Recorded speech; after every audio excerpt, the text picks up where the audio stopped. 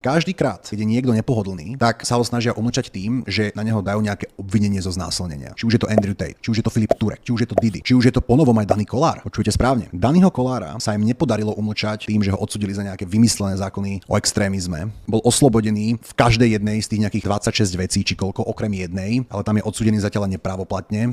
Dá sa tam odvolať a proste teraz je na slobode. Ústavný súd rozhodol, že tá väzba jeho je nezákonná, proste museli ho pustiť. A zrazu keď ho pustili a zistili, že OK, tak takto sa nám ho umlčať nepodarí, tak skúsime plán B. A plán B je, že dojde nejaká žena a povie, že Dani Kolár ju znásilnil, zneužil alebo vyvíjal na ňu nejakú inú formu násilia. A to sa práve teraz Danimu deje posledných pár dní, ešte o tom asi neviete. Neviem, či sa to vôbec dozviete, lebo je to dosť chabý pokus, ale chcem tým povedať to, že na toto to Európska únia zaviedla. Na toto uzniesla túto redefiníciu znásilnenia, aby sa im ľahšie kriminalizovalo tých nepohodlných ľudí. Pretože čo je ľahšie? Sex má každý. A každý má sex aj taký, že tá žena nepovie verbálne áno. Takže každého, koho chceme, vieme kriminalizovať. Každého. Preto to Európska únia robí.